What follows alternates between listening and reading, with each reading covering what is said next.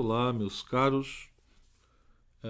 Nós estamos aqui então no CONAFEC de 2019 e eu gostaria de, em primeiro lugar, agradecer o convite que me foi feito pelo André Botelho, né, fundador da comunidade Pantocrator. Então agradeço essa oportunidade de participar desse grande evento, desse grande congresso sobre a fé católica, junto com outros expositores também tão importantes, né, e relevantes. Me honra, portanto, poder participar desse evento e contribuir um pouco para que nós possamos refletir de fato sobre a nossa fé, esse grande dom que Deus nos deu.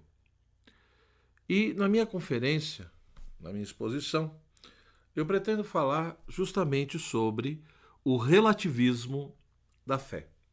O relativismo da fé e essa crise da fé na chamada pós-modernidade. Ora, quando de fato nós falamos do relativismo da fé, a primeira coisa que nos chama a atenção, né, é a realidade que nós vivemos hoje. É uma sensação muito clara de que há mais ou menos uma crise de fé espalhada na sociedade, na vida das pessoas, nas famílias, mas também, às vezes, até em alguns ambientes dentro da nossa igreja. Então, percebe-se claramente um certo vazio existencial, né, onde as pessoas muitas vezes não veem sentido na vida, não sabe de onde veio, e quem não sabe de onde veio também não sabe para onde vai. Isso acaba gerando, né, uma perda de sentido da vida. Então esse vazio existencial, ele acaba estando intimamente ligado ou levando até a essa perca do sentido da vida, né, a uma crise dos valores portanto, né, a gente vê realmente como que muitas pessoas, né, a questão da depressão, por exemplo, aumenta cada vez mais. Em alguns países, o índice de suicídio também é extremamente elevado, a violência na sociedade, né? E junto com tudo isso, né, junto com essa crise existencial e esse grande vazio e essa falta de sentido para a vida, nós vemos o ser humano cada vez mais apegado ao que alguns pensadores chamam de plano da imanência, né? Ou essa imanência radical. O que quer dizer isso? Quer dizer que muitas vezes nós percebemos, mesmo dentre aquelas pessoas que se dizem cristãs, que se dizem católicas, que são batizadas e que às vezes até vão à igreja, vão à missa, porque infelizmente, como nós sabemos, nem todo mundo que se diz católico e que é batizado na igreja necessariamente vai à missa, pelo menos aos domingos. Deveria ir, mas infelizmente a gente sabe que a realidade não é essa. A grande maioria do povo católico do Brasil acaba indo à missa apenas de vez em quando. As pesquisas mostram isso, né? Enfim, a realidade que está aí, que se manifesta. Então, esse plano da imanência radical quer dizer cada vez mais uma despreocupação, né? Uma despreocupação muito grande com os valores eternos, com os valores absolutos, com aquilo que vai além, né, da pura matéria, da pura materialidade, do aqui e do agora. Então, há um interesse, uma busca muito intensa, né, muitas vezes pelo dinheiro, pelo poder, pelo prazer, né? Ou seja, pelas benécias desta vida, né? Pelo conforto, pelas realizações e pelas alegrias e prazeres momentâneos que a vida nos dá. Veja, eu não estou dizendo que é errado se preocupar com as coisas deste mundo. A nossa igreja com certeza não condena isso, ou seja, faz parte da nossa vida se preocupar com o trabalho, né, o querer descansar, o querer ter um certo conforto, enfim, se preocupar com o nosso cotidiano, né, com essa vida, com as suas preocupações, com os seus afazeres, com as suas obrigações. Isso faz parte da nossa existência. O problema é que hoje em dia as pessoas muitas vezes só estão preocupadas com isso, né? E se você fizer uma pergunta muito séria, qual é o lugar que Deus ocupa na minha vida? Qual é o valor que Deus tem para mim? Eu estou disposto a sofrer quanto por Jesus? Eu acreditaria que muitos católicos teriam dificuldade de responder essa pergunta. Muitos talvez nem param para pensar sobre isso. Nunca pararam para refletir sobre isso. Então, é uma religião praticada muitas vezes do ponto de vista apenas pragmático, né? Ou seja, eu vou em um determinado grupo, vou na igreja, porque algum amigo está lá, porque me sinto bem, um certo convívio social, ou por costume e tradição. E aí, de vez em quando, eu acabo, né, me envolvendo com tudo isso, no batizado, num casamento, e por aí vai. Mas uma coisa muito, muito superficial. Infelizmente, essa é a realidade. Então, junto com esse vazio existencial, existe essa imanência radical, ou seja, a preocupação apenas com as coisas dessa vida e com essas realizações passageiras, temporais, efêmeras, que a vida pode nos dar. A vida é um bem, é um dom de Deus. Porém, nós também devemos entender que existe uma vida eterna. A Sagrada Escritura nos mostra isso, a Sagrada Tradição. A igreja até hoje nos lembra isso. Devemos desejar o céu, a vida eterna. Evidentemente que antes devemos cumprir a missão que Deus nos deu nessa vida. Mas não podemos pensar apenas no aqui e no agora. Não podemos ter um projeto de vida que esteja reduzido a apenas as nossas necessidades materiais, psicológicas, espirituais, deste momento, desta vida, nesse plano da nossa existência. E muitas vezes, quando a gente pratica uma religião, como a gente vê hoje em dia, a tal chamada teologia da prosperidade, onde as pessoas muitas vezes buscam Deus, buscam Cristo, apenas como para fazer um tipo de barganha, de troca para resolver seus problemas, uma muleta, né? Infelizmente, muitos fazem isso. Isso é uma coisa muito triste, por quê? Porque, de fato, eu não estou buscando Deus, porque Ele é o sentido da minha vida, porque Ele é a causa do meu ser, porque, no fundo, Ele é o meu fim último, para o qual eu devo caminhar. Como diria Santo Agostinho, eu não só fui feito por Deus, mas fui feito para Deus. Esse grande doutor da igreja, né, Santo Agostinho, que nasceu no ano 354 e morreu em 430, esse grande doutor da igreja. Então eu não só fui feito por Deus, mas fui feito para Deus. Portanto, eu só encontro a felicidade, a realização plena do meu ser, na medida em que eu retorno para o meu Criador, na medida em que eu vou encontrando Deus já nesta vida, mas a plenitude disso eu só vou encontrar no céu, na glória, na contemplação de Deus, no face a face, como diria São Paulo. Então, infelizmente, hoje em dia, parece que cada vez mais as pessoas estão preocupadas apenas com aqui e com agora. Uma sociedade hedonista, né? Quantas pessoas são escravas do trabalho, mas não do trabalho no sentido profundo, que dignifica o homem, né? Que é uma forma de santificação. Então o trabalho é uma bênção, é um meio de santificação, é uma forma de servir a Deus, de cumprir a missão que Deus nos deu. Mas infelizmente muitos não veem o trabalho assim, ou seja, o trabalho muitas vezes só é visto como um meio de ascensão social, para se ganhar dinheiro e para sobreviver, buscando cada vez mais o prazer, a vaidade, o poder, a glória. A ideia de que todos, né, têm uma necessidade enorme de... É como se todo mundo tivesse que ser famoso. Todo mundo tivesse que atingir na vida um grande sucesso. E não se busca muitas vezes mais a glória de Deus. E o que tudo isso tem a ver com o tema que eu estou propondo aqui? Esse relativismo da fé ligado a essa crise da fé na pós-modernidade. Ou seja, em primeiro lugar, o que eu gostaria de chamar a atenção é justamente isso.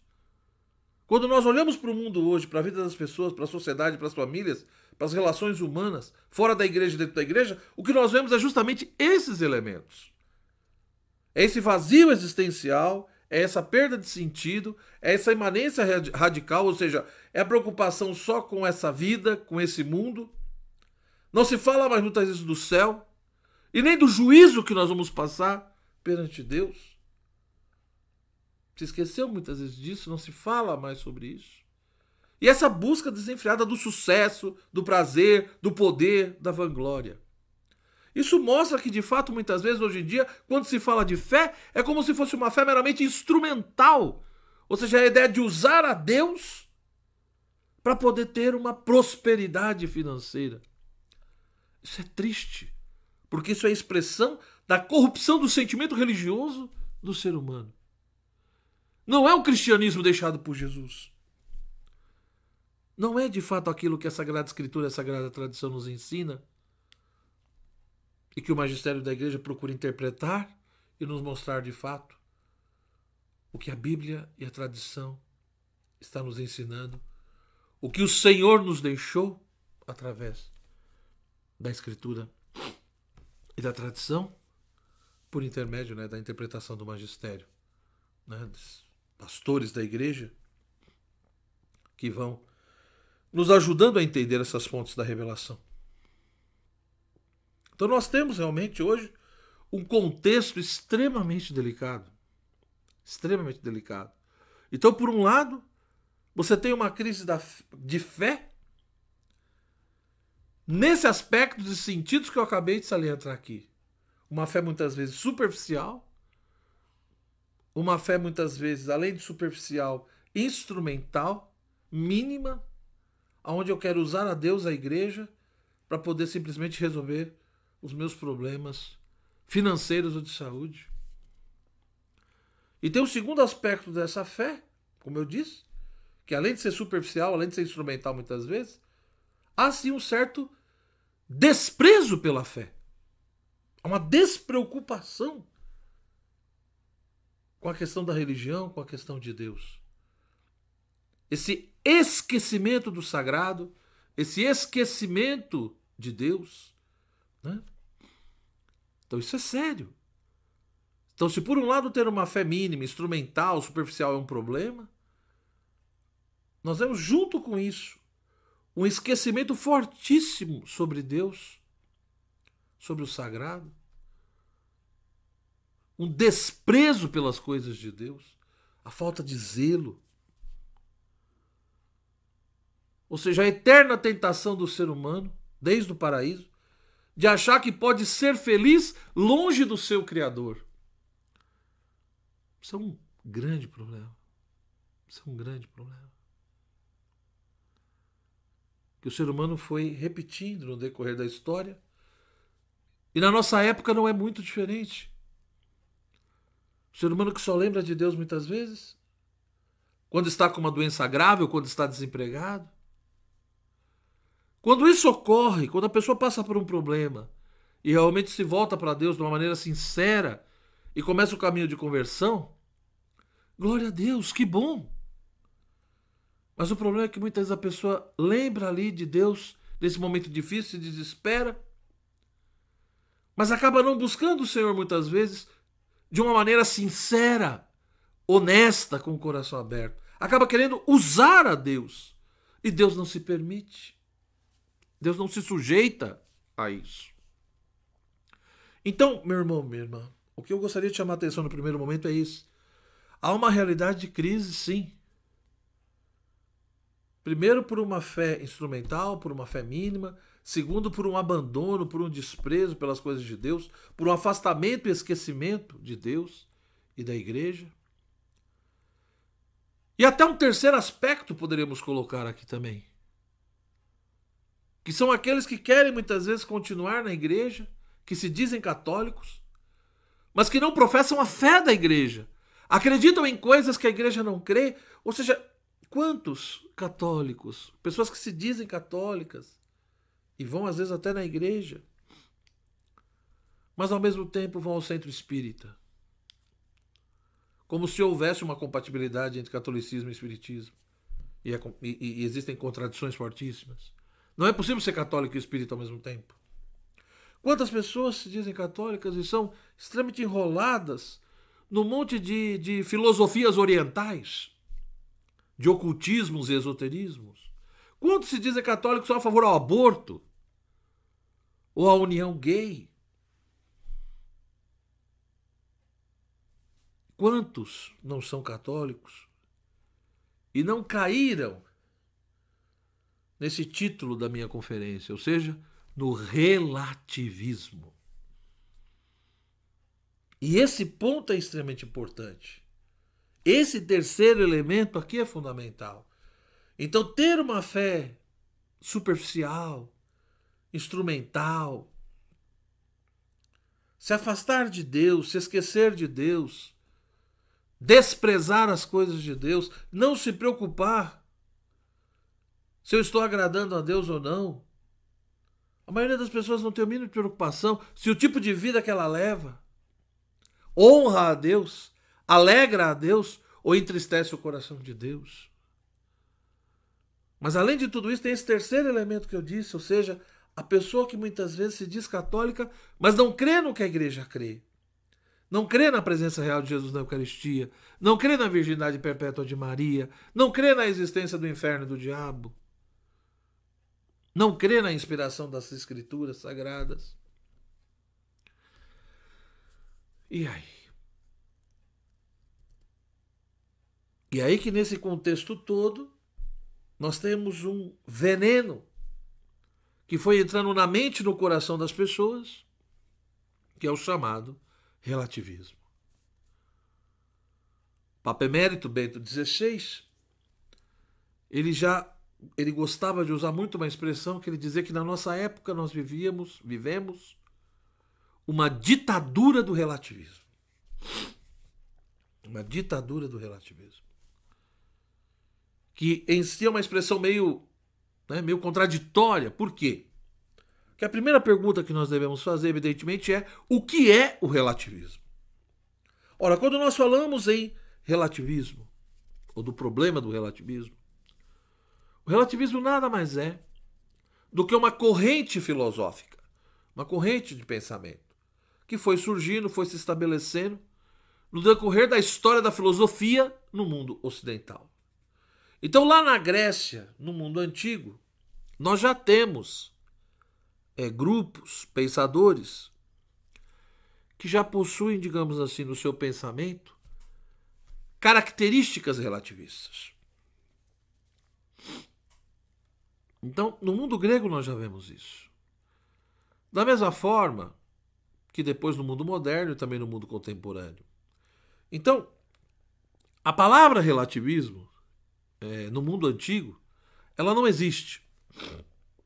Tanto que quando nós usamos esse termo relativismo ligando ao mundo antigo, nós acabamos cometendo um certo tipo de anacronismo, né? O uso de um termo mais da nossa época para o passado. Então o termo realmente no mundo antigo não existe, ou seja, é mais um contexto moderno contemporâneo. Mas o importante é entender o conceito, a ideia. E aí nós vamos percebendo que mesmo essa palavra não existindo no mundo antigo, o que ela significa, de uma certa maneira, já se aplica, ou já se aplicava, a determinados pensadores lá no mundo grego. Então, por exemplo, nós temos, mais ou menos no século V a.C., o surgimento, né, do movimento sofístico na Grécia. Então nós temos a figura dos sofistas. E os sofistas, eles eram pensadores. Né? Eles eram pensadores, professores, que cobravam para poder ensinar, né, a arte da eloquência, né? Da retórica. Então eles ensinavam isso desde que os jovens ricos pagassem a eles. Então eles ensinavam como falar, como argumentar, como contra-argumentar, como refletir, como expor as próprias ideias. Então, essa questão da retórica como a arte do convencimento, da eloquência, de persuadir o outro, né, de convencer o outro a partir de argumentos.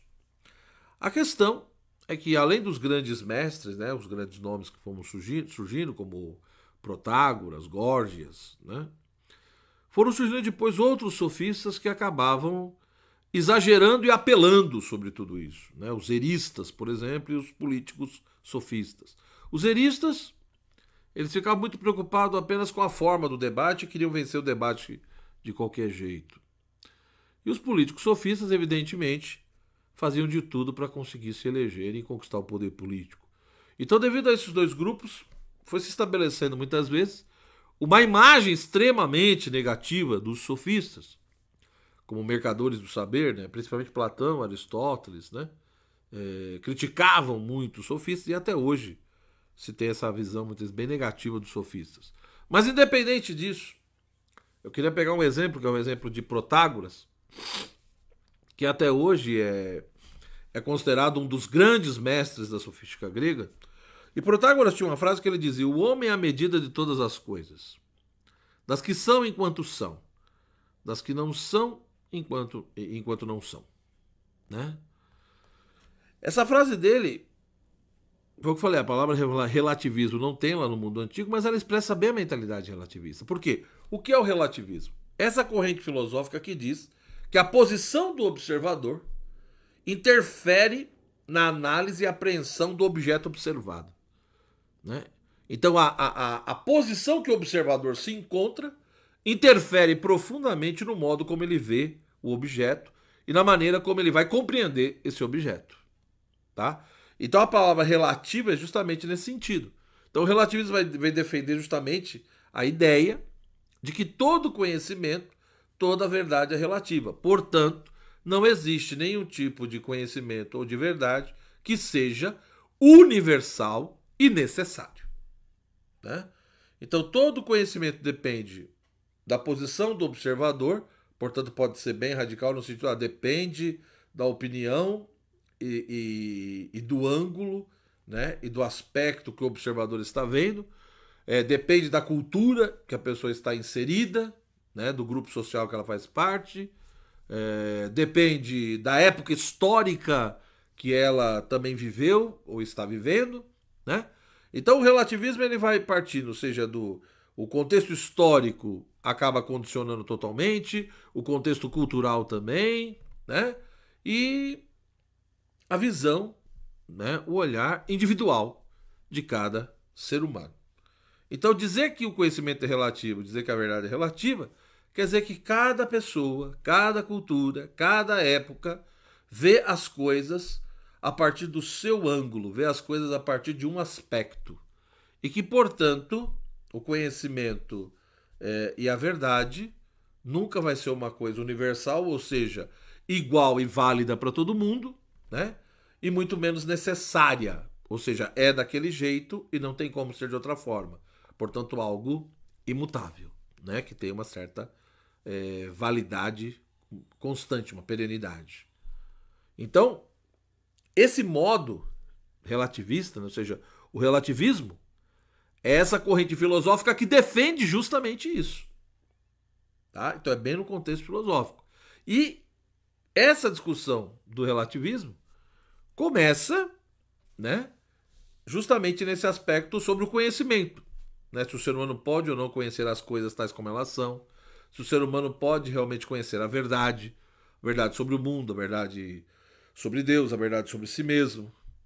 Né? E aí o relativista ele vai dizer isso, né? Ou seja, que a verdade é relativa. Ou seja, não há uma verdade absoluta.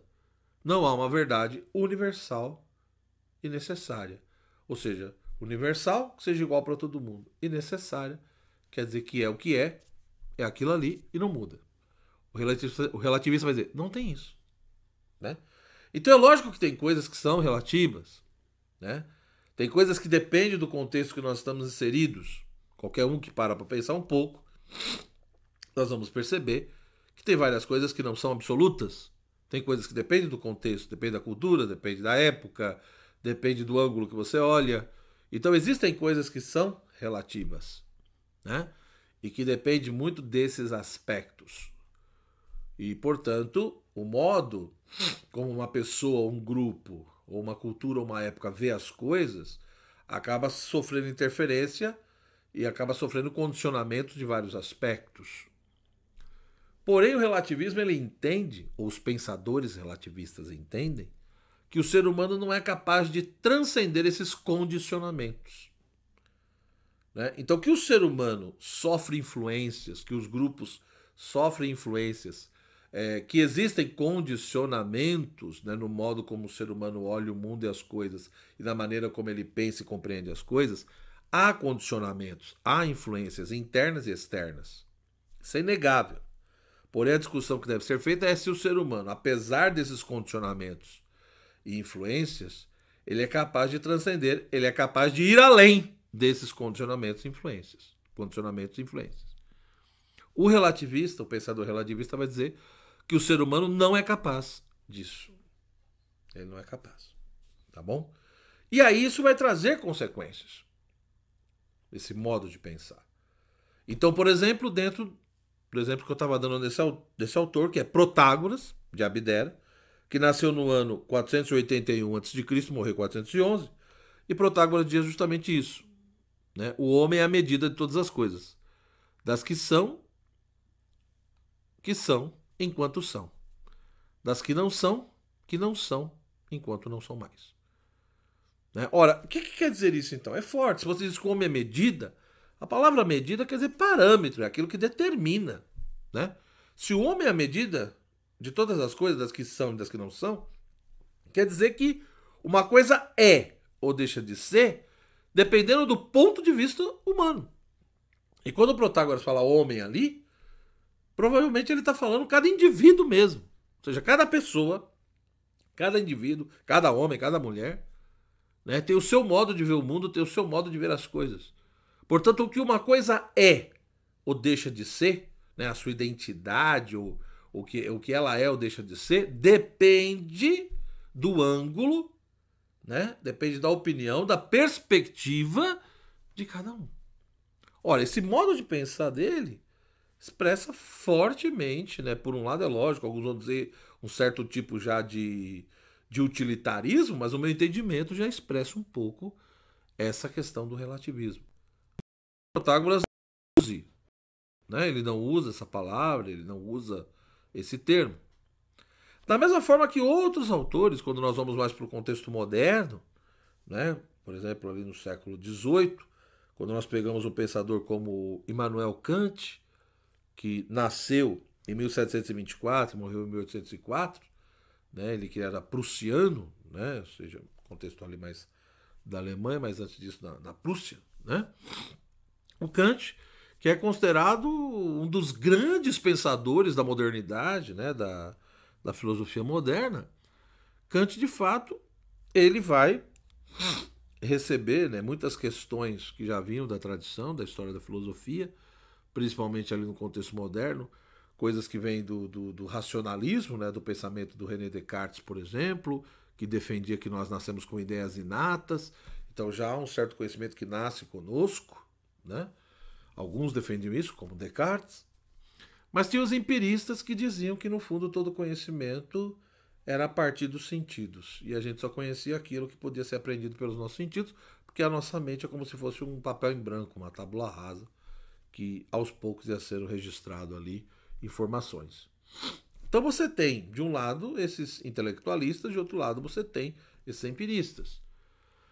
Kant então vai chegar à conclusão, né, ele, depois de muito estudo, muita reflexão, ele vai defender a ideia de que na realidade todo ser humano ele recebe dados, informações que vêm pelos seus sentidos, né? Mas ao mesmo tempo o ser humano tem uma estrutura a priori que acaba condicionando. Então, quer dizer, o modo como o ser humano vê as coisas, a maneira como o ser humano conhece o mundo e as coisas, é enquanto fenômeno. Ou seja, o que quer dizer enquanto fenômeno? Quer dizer que nós conhecemos as coisas tais como elas se apresentam para nós. Então existe o mundo, existe as coisas, né? Eu entro em contato por intermédio dos meus sentidos e outras capacidades que eu tenho, mas o modo como eu vou organizar e compreender tudo isso depende de uma estrutura que eu tenho, que acaba pegando essas informações, e quando junta essas duas coisas, as informações que vêm pelos sentidos e essa estrutura a priori, é aí que eu vou ter então a maneira humana de conhecer as coisas, a maneira humana de ver o mundo. Então eu sempre vou conhecer a realidade e o mundo como fenômeno. Eu nunca vou conhecer o mundo e a realidade tal como ela é em si mesma. Ou seja, o que o mundo e as coisas são e a realidade é em si mesma, eu nunca vou conhecer. Então veja, eu não estou dizendo aqui que Kant era relativista. Ele não era. Com certeza quem estuda Kant não concordaria comigo. Falaria que eu estou falando uma grande besteira aqui. Então o criticismo kantiano, o que o Kant faz, no meu entendimento, é, por um lado, limitar profundamente o conhecimento humano. Mas além de limitar, ele dá uma certa relativizada. Por quê? Porque a ideia de que a ciência, né, a filosofia, a razão pura do ser humano, não é capaz de conhecer o mundo, as coisas tais como elas são. Ora, se a razão pura não é capaz de conhecer as coisas tais como elas são, então, no fundo, eu simplesmente existe a maneira humana, porque essa estrutura a priori, esse sujeito do conhecimento, que apreende as informações que vêm pelos sentidos, né, esse sujeito do conhecimento é igual em todos. Então, essa estrutura que é anterior à experiência é igual em todas as pessoas. Logo, existe a maneira humana de ver o mundo e de conhecer as coisas. Mas essa maneira humana é só o jeito humano de ver as coisas. Ou seja, não há aí também um conhecimento absoluto, uma verdade absoluta. Por quê? É apenas a maneira humana de ver as coisas, de compreender as coisas. Mas como as coisas são em si mesmas, eu não sei e não vou saber, nunca. Então, o modo de pensar de Kant, né, ali no século XVIII, querendo ou não, faz um barulho enorme e, no meu entendimento, dá uma certa colaboração para que esse pensamento, essa mentalidade relativista vá ganhando força. Então, repito, Kant não era muito menos adepto ao relativismo. Porém, esse seu modo de pensar, no meu entendimento, deu uma certa colaboração para que o ceticismo, né, essa dúvida de que o ser humano pode conhecer a verdade ou não, e esse pensamento meio relativista, no sentido de que depende do ângulo, depende de quem vê, de quando vê, esse modo dele pensar deu uma certa colaboração. E por fim, nós podemos pegar um outro autor, que foi Nietzsche, né, um outro filósofo alemão, que nasceu em 1844 e morreu em 1900, e Nietzsche, que vai fazer uma crítica feroz à tradição ocidental, né? Então, no entendimento dele, por um lado, tem a tradição que vem dos gregos, a tradição socrático-platônica, né? Então ele dizia que existiu o espírito de Dionísio e o espírito de Apolo, né? O espírito dionisíaco era aquele da vida, né? Do ímpeto, né?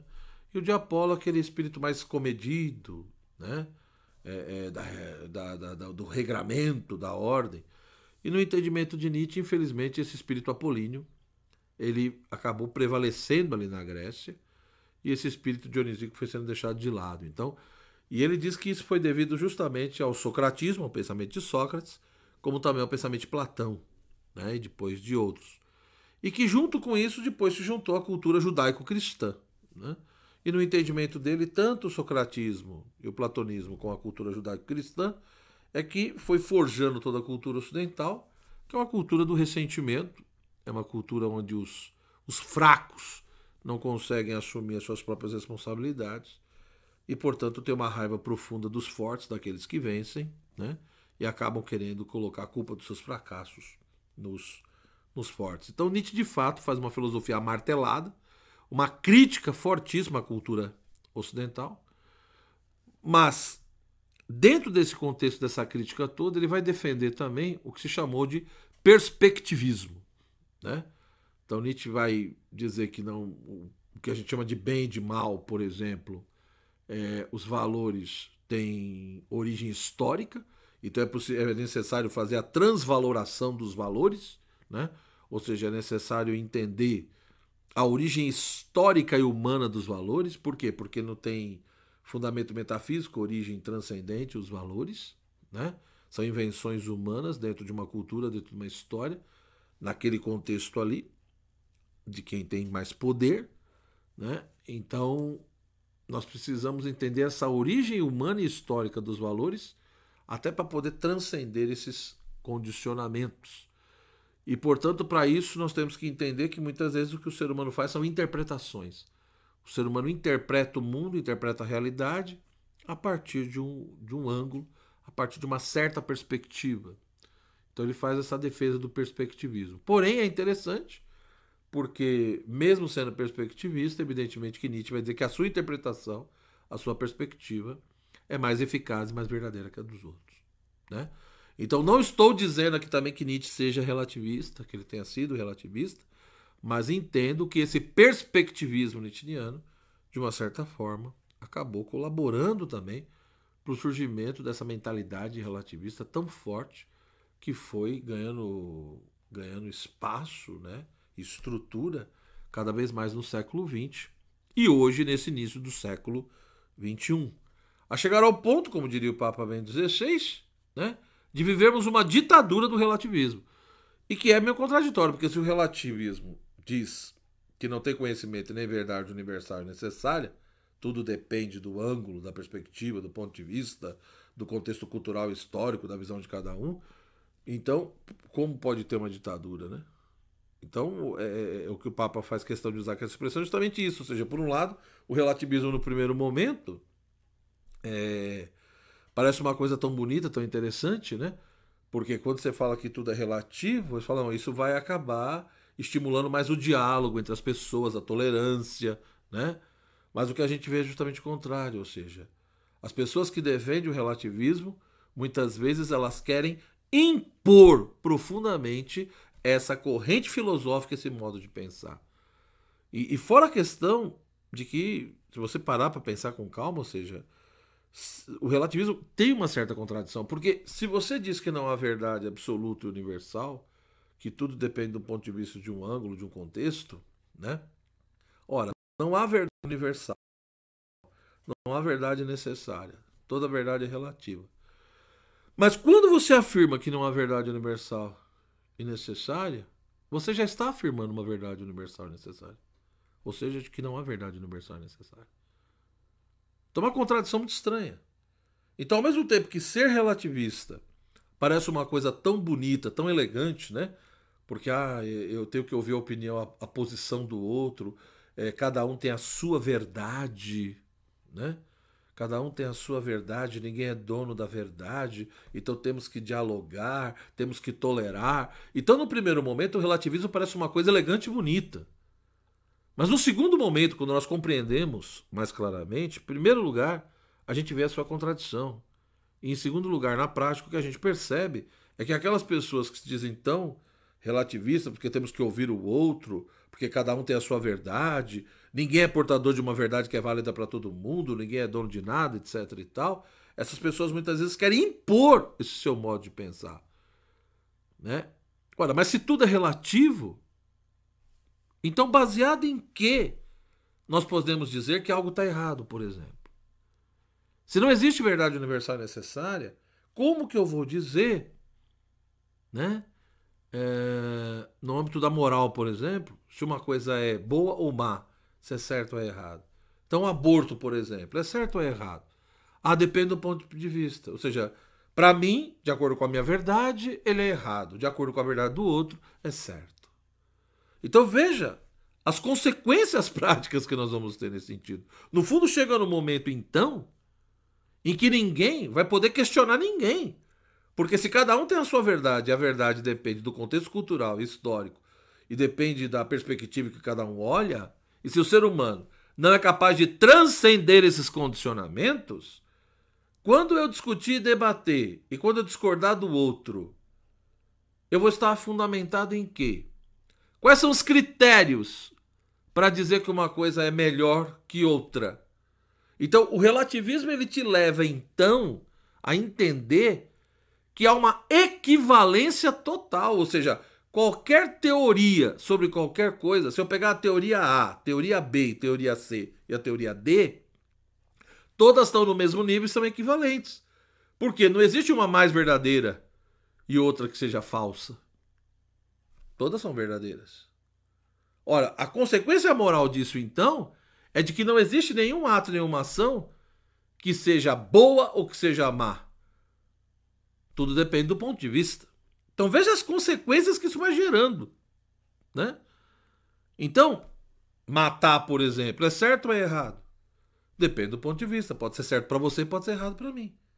Então, esse relativismo epistemológico na área da verdade e do conhecimento gera um relativismo moral. E veja as consequências.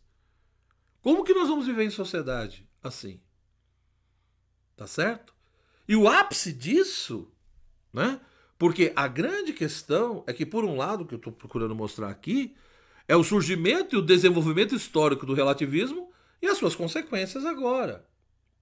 Tá certo? Porém, a própria modernidade, ela teve uma outra característica, que foi o contrário do relativismo. Né? Ou seja, muitos autores modernos ali, o grande racionalismo, por exemplo, do século XVII e mesmo depois, exaltou profundamente a razão. Então, se por um lado tiveram ali os sofistas no mundo antigo, ou um Kant no mundo moderno, ou um Nietzsche no mundo contemporâneo, que não eram relativistas, mas no meu entendimento deram uma certa colaboração para que esse relativismo fosse crescendo, né? Por outro lado, o mundo moderno, ele criticou cada vez mais a fé, foi deixando a fé, a religião de lado, né? E foi exaltando cada vez mais a razão, o poder da razão, né? Toda essa questão da ciência moderna e o poder da razão de conhecer todas as coisas, de dominar todas as coisas. O famoso conhecer para dominar, tá? Então, uma das grandes características do mundo moderno é essa razão bem instrumental, essa razão que quer conhecer a natureza e tudo para dominar. A tal ponto que o movimento iluminista no século XVIII dizia, quando perguntavam, Deus existe? Muitos filósofos diziam na época, Deus existirá depois que passar pelo tribunal da deusa razão. Se a razão disser que ele existe, ele existe. Se a razão disser que ele não existe, ele não existe. Tudo tem que passar pelo tribunal da deusa razão. Então houve um endeusamento fortíssimo dessa questão da razão. A modernidade, né, e a ciência moderna valorizou extremamente o ser humano, né, e as capacidades naturais do ser humano de conhecer o mundo, de conhecer as coisas, e também capaz até de fazer uma moral científica, segundo alguns, né? Então essa questão da ciência, da moral, tá certo? Da política, né? Então foi esse endeusamento da razão. E deixando cada vez mais essa questão da religião. Ó, o que ocorre é que, mais ou menos em 1970, começa a surgir o que se chama hoje de pós-modernidade. A pós-modernidade foi uma reação contra a modernidade. Então, você tem ali o mundo moderno no século XVII, no século XVIII, né? Até o início do século XIX, você tem de fato ali toda essa questão da modernidade, é um projeto da modernidade que está extremamente calcado nessa exaltação e endeusamento da razão e da questão da ciência. Muitos ali no século XIX já fazem uma crítica disso. Né? Depois vem as grandes guerras, Primeira Guerra Mundial, Segunda Guerra Mundial e tantas outras coisas, que vão balançar esse projeto da modernidade e vão questionar até que ponto a razão sozinha, a ciência humana, é capaz de resolver sozinhas, né, todos os problemas dos seres humanos. Mas a pós-modernidade não fez só esses questionamentos. Ela foi muito mais radical. Né? Ela critica profundamente os fundamentos da modernidade, o seu projeto, né? E as ideias modernas. Então, por exemplo, a pretensão da razão. Os pós-modernos vão dizer que essa pretensão da razão de conhecer tudo, né, de ser poderosa, de poder conhecer as coisas e a verdade, ela é infundada. Né? Ela é infundada tanto no conhecimento como também na moral. Ou seja, a razão humana não é capaz de fundamentar nem um conhecimento absoluto e nem uma prática e um agir absoluto. Ou seja, o conhecimento é válido se ele for útil, se ele for eficaz, né? Não tem essa de que por intermédio de procedimentos articulados você consiga justificar uma teoria ou um agir. Os pós-modernos também vão defender que não tem fundamento a distinção que os modernos faziam entre sujeito e objeto. Uma coisa é o sujeito, outra coisa é o objeto, né? Ou seja, para os pós-modernos, tanto a filosofia como as várias ciências, no fundo, são construções subjetivas, são produtos humanos, né? A ordem natural e a ordem cultural, né? Essa distinção que os modernos faziam, ou seja, de um lado você tinha a ordem natural, de outro lado você tinha a ordem cultural, que seria uma ordem mais histórica. Para os pós-modernos, tanto a ordem cultural quanto a natural, tanto uma como outra, são invenções humanas, são construções humanas, portanto são passageiras e podem ser mudadas em qualquer momento. Os pós-modernos também não admitem a definição do homem como um animal racional, dotado de uma vontade livre. Ou seja, essa ideia de um ser humano portador de uma racionalidade e que ele tem uma vontade livre, portanto, através da sua razão, ele vai conhecendo e ordenando as coisas e através da sua vontade livre ele vai fazendo escolhas maduras e uma vontade que se baseia nesse conhecimento que a razão vai dando. Para os pós-modernos, isso é uma ilusão, porque o ser humano, na realidade, ele é um ser passional, ele é um ser de desejos, né? Ele é um ser movido por impulsos. Então, muito mais do que uma razão, uma vontade livre, o ser humano tem inclinações, ele tem impulsos, ele tem desejos, ele tem paixões, né? E, portanto, a razão, ou essa vontade livre e disciplinada, não define o homem, né? Mas sim esses impulsos, esses desejos. Da mesma maneira que os pós-modernos desconfiam da política, dessa distinção que os modernos faziam entre público e privado, ao contrário, a pós-modernidade vai valorizar cada vez mais a esfera da intimidade individual, o que é bom para cada um. Por isso que, na pós-modernidade, se fala tanto do respeito à diferença, né? Hoje em dia nós ouvimos falar totalmente isso, né? Essa coisa da tolerância, do respeito às diferenças e por aí vai, né? De acolher cada um do jeito como cada um é. Então, você imagina então nesse contexto, então se a gente for ver, repito, lá nos sofistas você já vê ali bem forte a semente do relativismo. E isso foi se desenvolvendo no decorrer da história da filosofia. Kant e Nietzsche, para mim, deu apenas pequenas colaborações, né? Mas é no século XX, principalmente, século XX, né, que se você vai para autores, principalmente como Foucault e outros, e dá Deleuze, Guattari, esse é uma contribuição maior para o desenho dessa pós-modernidade. E, portanto, procurando mostrar que a realidade, no fundo, é obra do acaso e é uma coisa totalmente caótica, né? Ou seja, a realidade, ela é um caos. O ser humano, por necessidades que ele tem, ele acaba querendo estabelecer uma certa ordem e organização nesse caos. Mas toda essa organização sempre é temporária. Por quê? Porque é corroída pelo próprio tempo, porque no fundo a realidade ela é mudança constante. Como ela é mudança, como ela é caos, o ser humano tenta imprimir uma ordem temporária nisso. E como tudo isso é construção, pode ser reconstruído constantemente. Por isso que, seja no sentido individual ou político e social, tudo pode ser refeito, porque no fundo, tudo é produto de uma ação meramente humana. Não há transcendência. Não há um criador divino que pensou tudo isso, etc. Né? Então, o que nós vemos nesse contexto aqui da pós-modernidade, se você for ver, é uma exaltação, aí sim, cada vez mais forte do relativismo. Então, quando você tem esse encontro dessa corrente filosófica que é o relativismo, que já vinha sendo gestado e ganhando força. E quando vem a pós-modernidade, essas coisas se unem e aí o relativismo ganha muito mais força. Porque a pós-modernidade realmente vai ser expressão dessa ideia de que tudo depende do ponto de vista, tudo depende do ângulo, vai questionar profundamente essas ideias modernas, né, e vai bater muito nessa coisa da diferença. Né, a diferença é a tolerância a essas diferenças. Por quê? Porque não tem universal. Não há nenhum tipo de verdade, de valores ou de princípios que sejam universais, porque no fundo, tudo é histórico, tudo é cultural, tudo é invenção humana. Não há uma realidade metafísica que transcende tudo isso. Lógico que você poderia me perguntar, mas professor, o que tudo isso tem a ver com a fé? Ora, tem tudo a ver. Porque se existe um relativismo na área do conhecimento, não há verdade universal necessária, e isso acaba gerando um relativismo moral. Não existe certo e errado universal. Não tem o bem e o mal.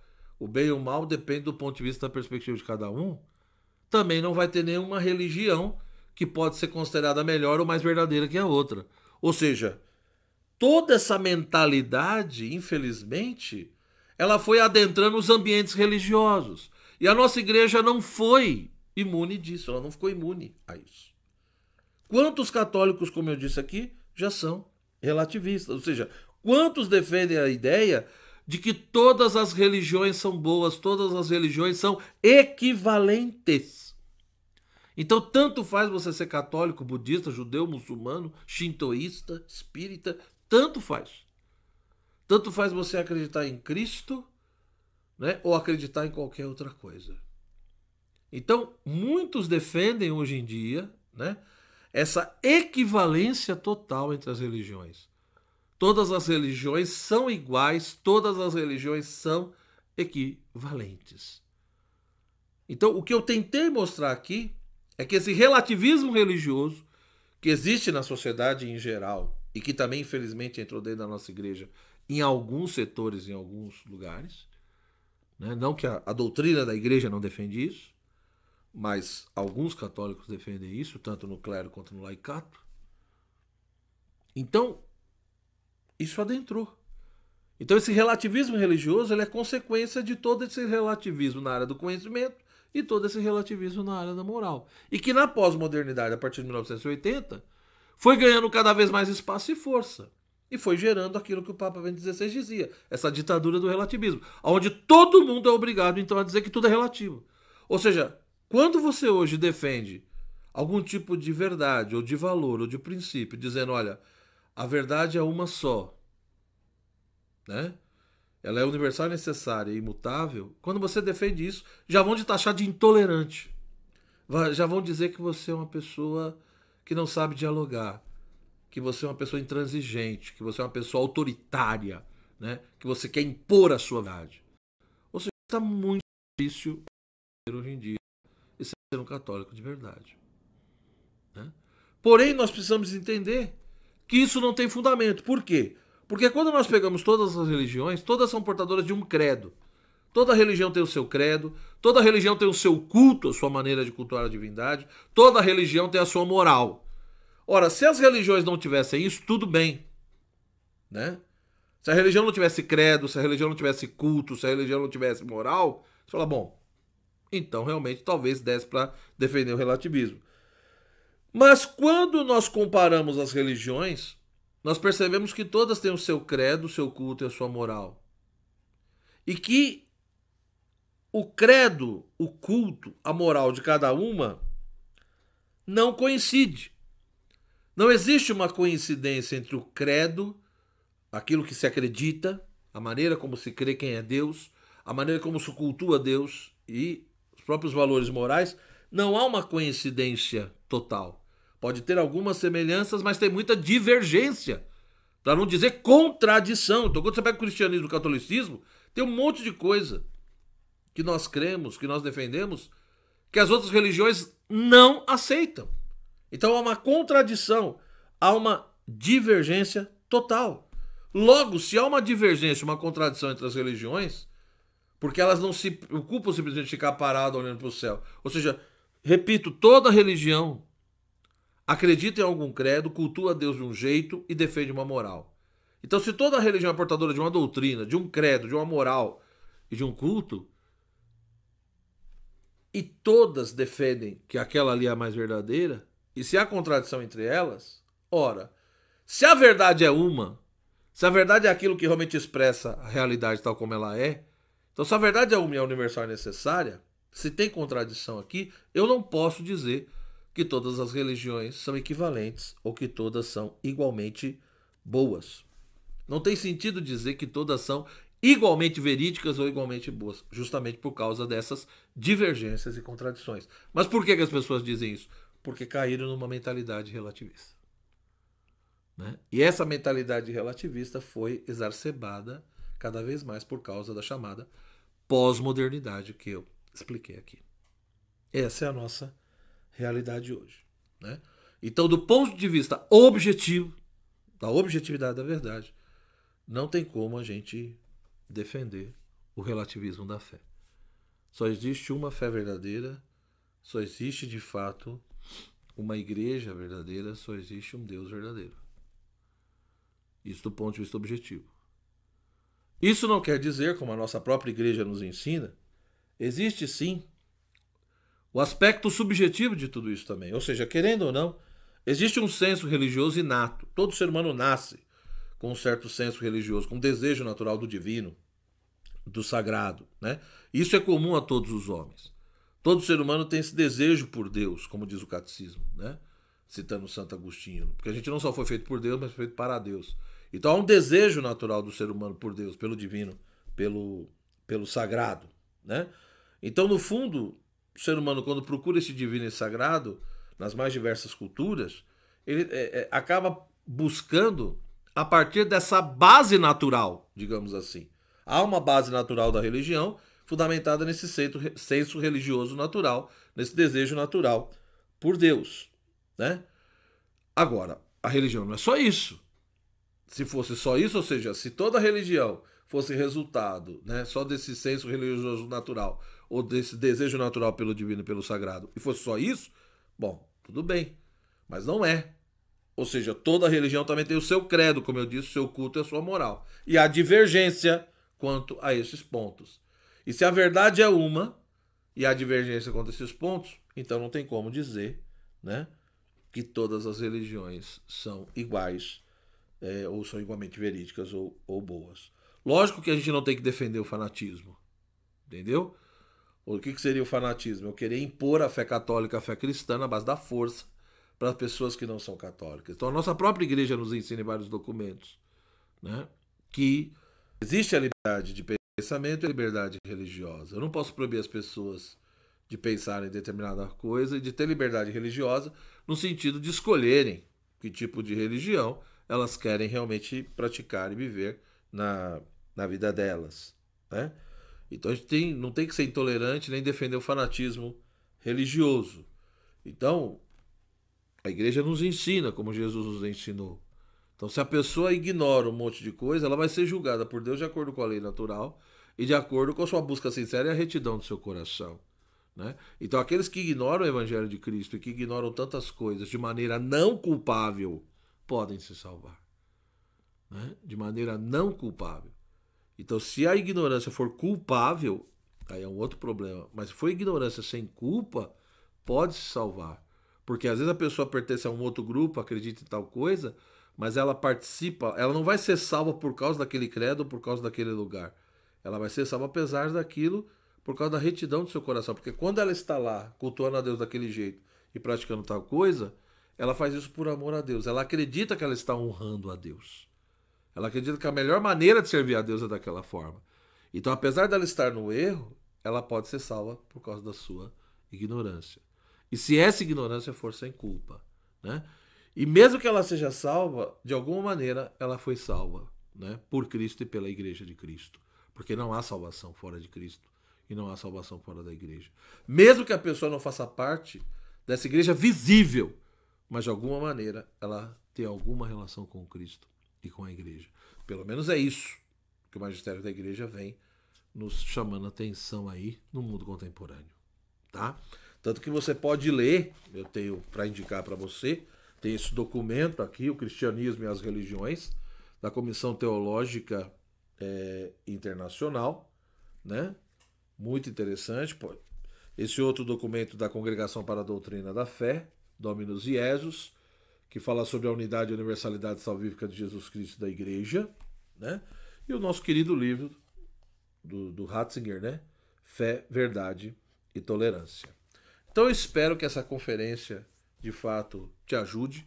Espero que tenha esclarecido um pouco o que é o relativismo e o que é esse relativismo da fé e por que isso gerou essa crise que nós vivemos hoje, onde infelizmente muitos católicos não têm mais aquele fervor na fé, não acreditam muitas vezes que a verdade está na Igreja Católica ou que Cristo seja a única verdade, o único Salvador.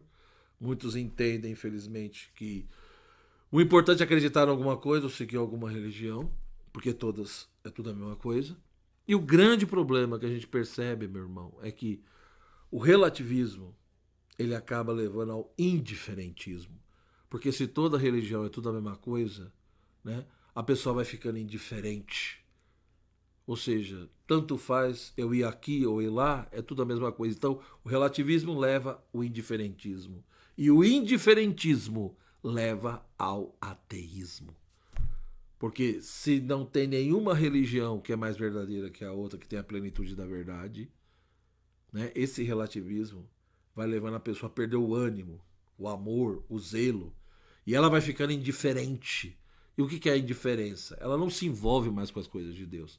Até chegar ao ponto que ela chega à conclusão, então, de que já que é tudo a mesma coisa, no fundo, tudo isso deve ser invenção do ser humano, logo Deus não existe. Infelizmente é isso. Então, repito, espero que essa conferência tenha te ajudado, tá certo?